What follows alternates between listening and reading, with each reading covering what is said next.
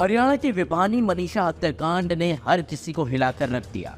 जिस हालत में मनीषा की लाश मिली थी, उसे देखकर परिजनों के साथ साथ गांव वाले अभी भी सदमे में हैं। तो इसी बीच गुरुवार सुबह महिला टीचर मनीषा का 9 दिन बाद गांव में ही अंतिम संस्कार कर दिया गया। मनीषा को उनके छोटे भाई नितेश ने मुखाग्नि दी। शव को सिविल अस्पताल से सीधा गांव ढाणी लक्ष्मण के शमशान घाट लाया गया था। पिता संजय सहित ग्रामीण शमशान घाट पर पहले से ही मौजूद थे।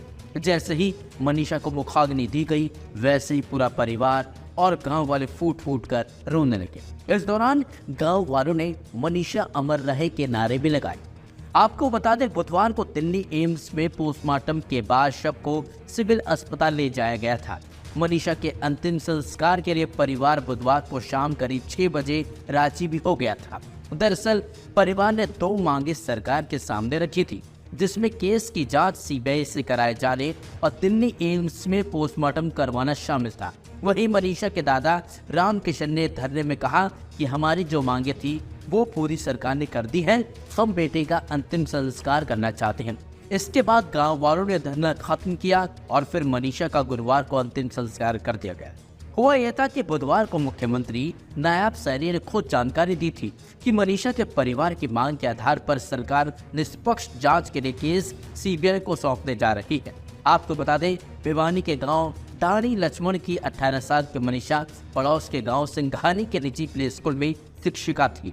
11 अगस्त को मनीषा स्कूल गई लेकिन वापस नहीं लौटी। 13 अगस्त को खेतों में उसका शव मिला। परिवार ग्रामीणों ने दुष्कर्म और हत्या के आरोप लगाए थे। वहीं प्रदेश सरकार ने दिल्ली एम्स से पहले 2 बार भिवानी और रोहतक पीजीआई में पोस्टमार्टम करवाया। दोनों रिपोर्ट्स में मौत जहर से होने और दुष्कर्म न होने की पुष्टि हुई। घटना के विरोध में पूरे प्रदेश में कई जगह प्रदर्शन भी हुए। अंतिम संस्कार स्थल पर किसी भी अप्रिय घटना को रोकने के लिए पहले ही पुलिस बल और रैपिड एक्शन फोर्स की तैनाती कर दी गई थी। शव यात्रा के मार्ग को साफ करने के लिए जेसीबी मशीनों का इस्तेमाल किया गया था। जबकि गुरुवार को मनीषा के अंतिम संस्कार से पहले किसी तरह का कोई बवाल न हो, इसे देखते हुए नेट तक बंद कर दिया गया था। इस मामले में शुरुआती आपको बता दें, भिवानी अस्पताल में पोस्टमार्टम हुआ था, जिसमें कहा गया था कि गला रेतकर हत्या की गई। गले पर 29 mm कट का निशान है, जिससे परिजन भड़क गए थे और बेटी के शव को लेने से इनकार कर दिया था। मामला तूल पकड़ने लगा तो नायब सिंह सैनी सरकार ने एसपी को हटा दिया और थाने के 5 पुलिसकर्मियों को लापरवाही बरतने पर सस्पेंड कर दिया। हालांकि 18 अगस्त को मामले में नया मोड़ तब आया जब पुलिस ने दावा किया कि मनीषा ने कीटनाशक खाया था और सुसाइड नोट की भी बात पुलिस ने कही थी। पोस्टमार्टम दोबारा पीजीआई रोहतक में हुआ और मेडिकल बोर्ड ने कहा कि पेट में कीटनाशक मिला है और रेप नहीं हुआ है। हालांकि लोगों और परिजनों ने इस बात को सिरे से खारिज कर दिया था और इसी बात को लेकर 9 दिन तक बवाल होता रहा। बेटी के गांव के आसपास पुलिस की फौज तैनात कर दी गई थी ताकि कोई बवाल न हो, लेकिन अब परिवार मान गया क्योंकि परिवार की बातों को सरकार ने मान लिया। इसी के बाद गुरुवार को मनीषा का अंतिम संस्कार कर दिया गया और अब सीबीआई जांच इस मामले में अब जुट चुकी है और अब देखना होगा कि इस मामले में अब क्या कुछ सीबीआई सामने लेकर आती है।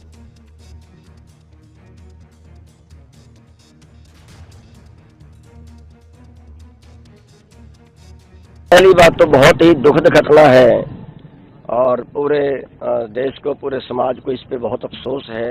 ये घटनाएं नहीं होनी चाहिए और सरकार से हम अनुरोध करेंगे कि इस पे सख्ताई बरते। बहुत घटनाएं बढ़ गई हैं, इस पे सख्ताई बरते। समाज को न्याय चाहिए, सरकार की रेपुटेशन का भी सवाल होता है। दूसरा, इसमें ये कहेंगे कि जो डिले हुआ है वो नहीं होना चाहिए था। उसमें कहीं ना कहीं जहाँ भी अगर किसी की ढील रही है, किसी की अगर गलत रिपोर्ट दी है, तो सीबीआई जो जांच है वो भी उसमें साथ हो। अगर कोई किसी पुलिस वाले ने किसी मुजरिम को बचाने की कोशिश की है या हॉस्पिटल ने कोई रिपोर्ट गलत देने की कोशिश की है, तो उनके ऊपर भी सीबीआई तुरंत साथ में ही कार्रवाई करे, क्योंकि वो भी दोषी बनते हैं।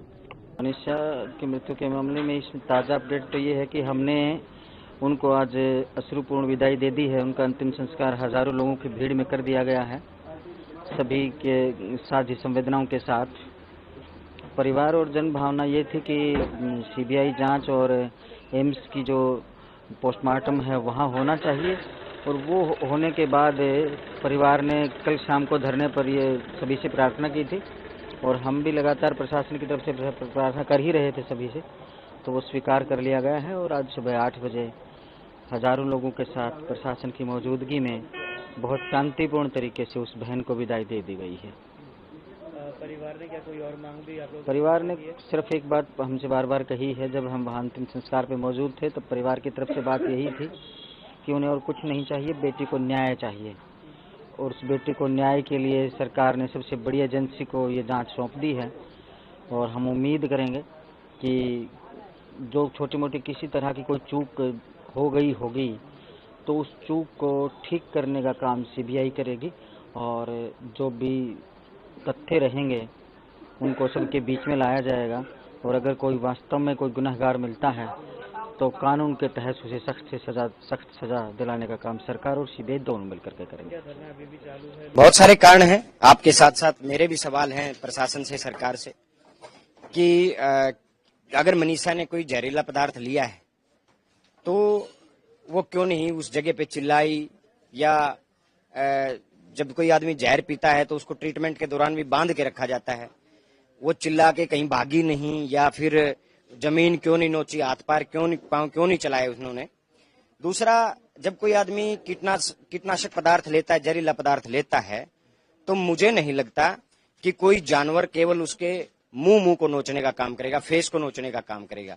मनीषा के किसी शरीर के दूसरे हिस्से पे कोई खरोंच तक नहीं है, तो क्या ऐसा कौन सा जानवर था जिसने केवल उसके फेस को नोचने का काम किया। पुलिस से मेरा सवाल है कि सुसाइड नोट को चौथे दिन क्यों लेके आए, पहले दिन से सुसाइड नोट क्यों नहीं लेके आए। और स्टूडेंट लाइफ में कौन ऐसा है जो व्हाइट पेपर यूज करता है, A4 पेपर यूज करता है, चाहे कितना ही बड़ा स्टूडेंट हो जाए, लेनदार पेपर यूज करता है। तो बहुत सारे सवाल ऐसे हैं।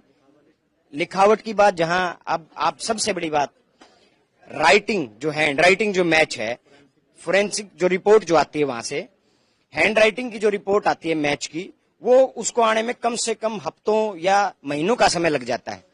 कैसे जिस दिन सुसाइड नोट आया उसी दिन कैसे वो रिपोर्ट भी आ गई। आज तक तो हरियाणा के इतिहास में ऐसा हुआ नहीं, लेकिन इस केस में ऐसे कैसे हुआ।